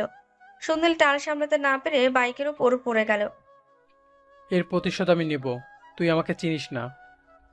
বখাটেরা তাড়াহুড়ো করে বাইকে উঠে স্টার্ট দিয়ে অন্ধকার রাস্তা দিয়ে পালিয়ে গেল। নীরব হাঁপাতে হাঁপাতে পেছনে ফিরে তাকালো। মেহরিন তখন গাড়ির দরজার কাছে দাঁড়িয়ে থরথর করে কাঁপছে। ওর চোখ দিয়ে অঝরে পানি পড়ছে, কিন্তু মুখ দিয়ে কোনো শব্দই বের হচ্ছে না। মেরিন, নীরব দ্রুত পায়ে মেহরিনের কাছে ছুটে গেল। মেহরিন আর নিজেকে ধরে রাখতে পারল না। সে 2 হাতে নীরবের শার্ট খামচে ধরে ওর বুকের ওপর ঝাঁপিয়ে পড়ল। নীরব ভাইয়া, ওরা আমাকে মেরে ফেলবে, ওরা আমাকে নিয়ে যাবে। কেউ তোকে নিয়ে যাবে না, আমি আছি তো, একদম ভয় পাবি না। নীরব ওর 2 হাত দিয়ে মেহরিনকে শক্ত করে নিজের বুকের সাথে জড়িয়ে ধরল। মেহরিন ফুপিয়ে ফুপিয়ে কাঁদছে, আর নীরব ওর পিঠে আলতো করে হাত বুলিয়ে দিচ্ছে। আমি তোকে কথা দিচ্ছি মেহরিন, পৃথিবীর কোনো ক্ষতি তোকে ছুতে পারবে না। আমি সব ঠিক করে দেব। তুমি আমাকে ছেড়ে কোথাও যাবে না তো? কখনোই না। তুই আমার পিচ্ছি বউ না, তোকে ছেড়ে আমি যাবো কোথায়? ফাহিম, পলাশ আর রিফাত একটু দূরে দাঁড়িয়ে নীরবের এই প্রোটেক্টিভ আর আবেগময়ী রূপটা দেখছিল। তারা কেউ আর ওদের মাঝখানে গিয়ে কথা বলার সাহস পেল না। এই প্রথমবার মেহরিন অনুভব করলো নীরবের ওই গম্ভীর আর রাগী চেহারার আড়ালে কতটা সুরক্ষিত এবং নিরাপদ একটা আশ্রয় লুকিয়ে আছে। আর নীরব অনুভব করলো এই পিচ্চি মেয়েটার জন্য সে নিজের জীবনটাও বাজি রাখতে পারে। বোটানিক্যাল গার্ডেন থেকে মেহরিনকে নিরাপদে বাড়ি পৌঁছে দেওয়ার পর বাড়ির পরিবেশ বেশ থমথমে ছিল। মেহরিনকে বড় বোন তৃষার কাছে রেখে নীরব রাতেই আবার বাইরে বেরিয়ে যায়। রাত তখন ঠিক 10টা। ঢাকার মিন্টু রোডে পুলিশের আইজি সাহেবের অফিসে বসে আছে নীরব, সাথে ওর বন্ধু রিফাত, যে পেশায় একজন junior lawyer. IG Shafiqul Islam নীরবের বেশ পরিচিত এবং বাবার বন্ধু। নীরব, তুমি যে ফাইলটা আমাকে দিয়েছো, এটা তো একটা কমপ্লিট ইনভেস্টিগেশন রিপোর্ট। আমি তো অবাক হয়ে যাচ্ছি। আঙ্কেল, আমি গত 1 মাস ধরে রনি আর সুনীলের গ্রুপের পেছনে লেগে আছি। ওরা শুধু এলাকার মেয়েদের উত্তপ্ত করে না, ওদের বড় একটা ড্রাগ সিন্ডিকেট আছে। কিন্তু তুমি একাই রিস্ক কেন নিলে? পুলিশকে তো আগে জানাতে পারতে। পুলিশের কাছে গেলে ওরা হয়তো কয়েকদিনের জন্য লুকিয়ে পড়ত। আমি চেয়েছি ওদের একেবারে শেকড় থেকে উপড়ে ফেলতে, তাই ওদের সব অবৈধ কাজের আস্তানার ছবি, কল রেকর্ড আর প্রমাণ জোগাড় করছিলাম। আঙ্কেল, নীরবের দেওয়া এই লিগেল ডকুমেন্টসগুলো আমি নিজে ভেরিফাই করেছি। কাল সকালেই আমরা কোর্টে ওদের নামে পিটিশন ফাইল করছি, কিন্তু তার আগে আজ রাতেই ওদের আস্তানায় রেড দেওয়া দরকার। অবশ্যই, তুমি যে সলিড এভিডেন্স দিয়েছো এতে ওদের 10 বছরের আগে জামিন হবে না। কিন্তু নীরব, তুমি তো মেহেরিনের বখাটেদের হাতে পড়ার অনেক আগে এই প্রমাণগুলো জোগাড় করা শুরু করেছিলে। তুমি কি আগে থেকেই জানতে ওরা মেহেরিনকে টার্গেট করবে? আমি জানতাম আঙ্কেল। সুনীল প্রায়ই আমাদের কলেজের আশেপাশে ঘুরঘুর করতাম।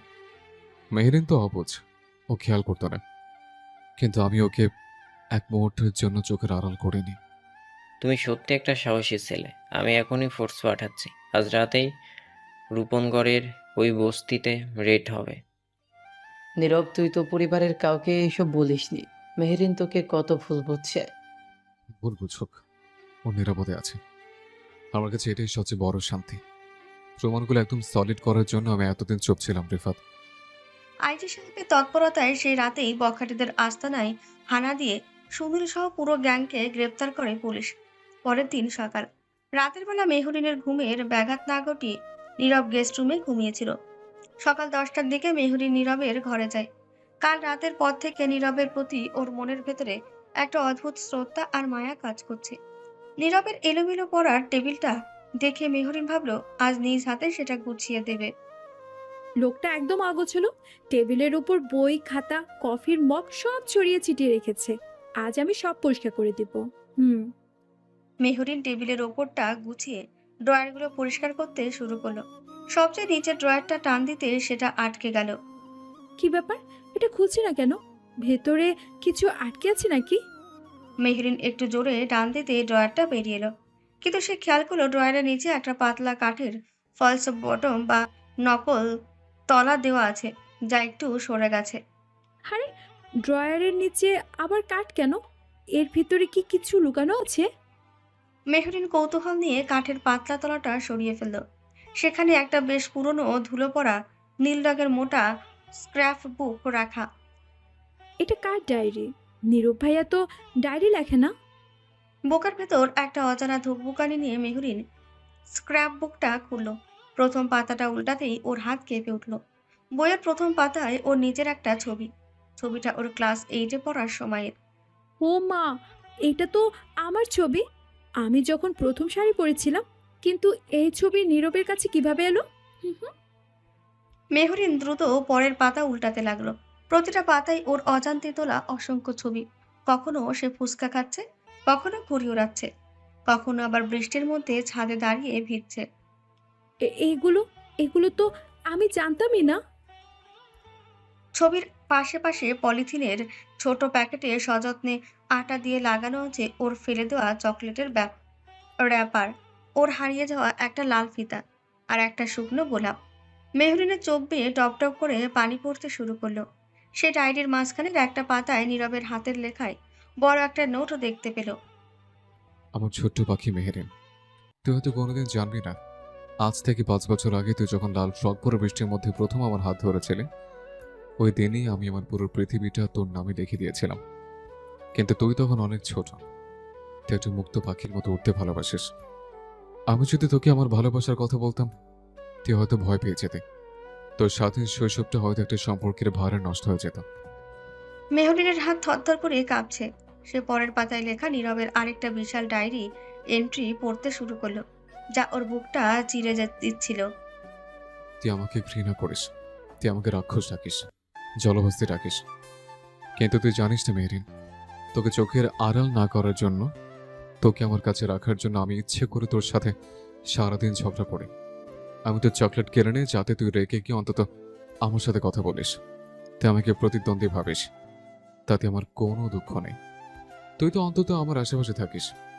তোকে যখন বকি, তখন তুই যখন গাল ফুলিয়ে রাগ করিস, ওই মুখটা দেখার জন্য আমি আমার জীবনের সবকিছু ছেড়ে দিতে পারি। নীরব ভাইয়া, তুমি এত কষ্ট বুকে চেপে রেখেছিলে? মেহরিনের গলা থেকে কান্নার স্বর ফেটে বের হতে চাইল।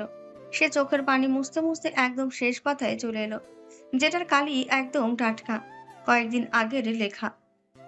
মেহরিন, সুনীল নামের বখাটেটা তোর দিকে নজর দিয়েছে। আমি ওকে গত 1 মাস ধরে ট্র্যাক করছি। পুলিশকে বললে ওরা ধরা পড়বে। কিন্তু আমি একটা পার্মানেন্ট সলিউশন খুঁজছিলাম। আমি ইচ্ছে করে মেলাতে তোর ব্যাগে সোনারের ওই হুমকি দেওয়া চিঠিটা ঢুকতে দিয়েছিলাম, কারণ আমি জানতাম ওই চিঠি দেখলে দাদু ভয় পেয়ে যাবেন। আমার তোকে লিগেলের প্রোটেকশন দেওয়ার অধিকার দরকার ছিল। আমি দাদুকে ইমোশনালি ব্ল্যাকমেল করেছি। পুরো বিয়ের নাটকটা আমারই সাজানো। তোকে সারা জীবনের জন্য নিজের করে নেওয়ার আর কোনো উপায় আমার কাছে ছিল না পেয়েছি। তুই হয়তো আমাকে কোনোদিন ক্ষমা করবি না, কিন্তু তুই সারা জীবন নীরবতা থাকবি, এটাই আমার সান্ত্বনা। আল্লাহ, আমি এত বোকা কেন? আমি কেন ওকে বুঝতে পারলাম না? মেহেরিন স্ক্র্যাপ বুকটা বুকে চেপে ধরে ডুকরে কেঁদে উঠল। তার চোখের সামনে ভেসে উঠল গত 5 বছরে নীরবের করা ছোট ছোট সব বকাঝকা, শাসন আর রাগ। সে বুঝতে পারল ওই রাগের আড়ালে কতটা বিশাল একটা ভালোবাসার পাহাড় লুকিয়েছিল। একটা লোক তাকে একটু ভালো রাখার জন্য নিজের সম্মান, নিজের ইগো সবকিছু বলিদান দিয়েছে। দুপুর 12টা। ড্রয়িং রুমে দাদু, আমজাদ সাহেব, সালমা বেগম এবং মেহরিনের মা বসে গল্প করছিলেন। নীরব একটু আগে বাইরে থেকে এসে সোফায় বসে ফাহিমের সাথে কথা বলছিল। হঠাৎ সিঁড়ি দিয়ে ধূপধাপ পা ফেলে দৌড়ে নিচে নেমে এলো মেহরিন। ওর 2 চোখ জবা ফুলের মতন লাল, আর বুকে শক্ত করে চেপে ধরা সেই নীল রঙের স্ক্র্যাপ বুক। কি রে মেহরিন, তুই এভাবে দৌড়াচ্ছিস কেন? পড়ে যাবে তো। মেহরিন কারো কথার কোনো উত্তর দিল না। সে সোজা নীরবের সামনে এসে দাঁড়ালো। নীরব অবাক হয়ে বসা থেকে উঠে দাঁড়ালো। কি হচ্ছে মেহেরিন, কাঁদছিস কেন? কেউ কিছু বলেছে তোকে? মেহরিন কোনো কথা না বলে হঠাৎ নীরবের বুকে মাথা রেখে ওকে 2 হাত দিয়ে শক্ত করে জড়িয়ে ধরল। নীরবের শার্ট খামচে ধরে সে হাউমাউ করে কেঁদে উঠল। তুমি এত খারাপ কেন নীরব ভাইয়া? তুমি এত বড় একটা ধোঁকাবাজ কেন? মেহেরিন, পাগলামি করিস না, সবাই দেখছে তো। কি হয়েছে বলবি তো? সবাই দেখো, তুমি গত 5 বছর ধরে আমাকে কেন এত জ্বালালে? হ্যাঁ, আমার শৈশব বাঁচানোর জন্য তুমি নিজের যৌবনটা এভাবে শেষ করে দিলে কেন? হ্যাঁ, আমি তো একটা গাধি, আমি তো কিছুই বুঝি না। মেহরিনের কথা শুনে পরিবারের সবাই হতবাক হয়ে গেল। নীরব স্ক্র্যাপ বুকটা মেহরিনের হাতে দেখে একদম জমে গেল। ওর মুখ দিয়ে কোনো কথাই বের হলো না। কি বলছিস তুই মেহেরিন? 5 বছর মানে? ঠিক তখনই পেছন থেকে হাসি মুখে এগিয়ে এলো নীরবের বড় বোন তৃষা। বাবা, মেহেরিন ঠিকই বলছে। আপনাদের এই গম্ভীর ছেলেটা গত 5 বছর ধরে আমাদের পিচ্চি মেয়েটাকে পাগলের মতো ভালোবাসে। আমি সবই জানতাম। তৃষা, তুই জানতি? আর নীরব আমাদের কাউকে কিছু বলেনি? মা, নীরব মেহেরিনের জন্য নিজের জীবনটাও দিয়ে দিতে পারে। আপনারা জানেন, মেহেরিন যখন নীরবকে ভুল বুঝে বকা দিত, নীরব রাতে নিজের ঘরে একা বসে বসে কাঁদত। ওর ভালোবাসায় কোনো খাত নেই মা। আর এই পুরো বিয়ের প্ল্যানটাও তোমার ছিল, তাই না? দাদুকে ভয় দেখে তুমি আমাকে বিয়ে করেছো, শুধু আমাকে ওই গুন্ডাদের হাত থেকে বাঁচানোর জন্য। কি বলছিস তুই? নীরব আমাকে ব্ল্যাকমেল করেছে? নীরব মাথা নিচু করে অপরাধীর মতন দাঁড়িয়ে রইল। সে মেহরিনের চোখের দিকে তাকাতে পারছিল না। দাদু, আমাকে মাফ করে দিন। আমার কাছে আর কোনো রাস্তা ছিল না, আমি ওকে হারাতে পারতাম না। দাদু হঠাৎ হু হু করে হেসে উঠলেন। তিনি এগিয়ে এসে নীরবের কাঁধে হাত রাখলেন।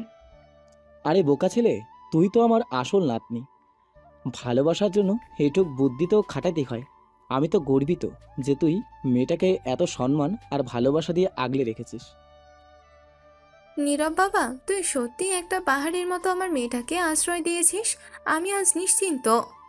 মেহরিন চোখের পানি মুছে নীরবের দিকে তাকালো। নীরবের চোখেও তখন হালকা পানি জমেছে। মেহরিন সবার সামনে নীরবের হাতটা শক্ত করে ধরল। পুরো ড্রয়িং রুম জুড়ে এক অদ্ভুত আবেগময় আর ভালোবাসার পরিবেশ তৈরি হলো।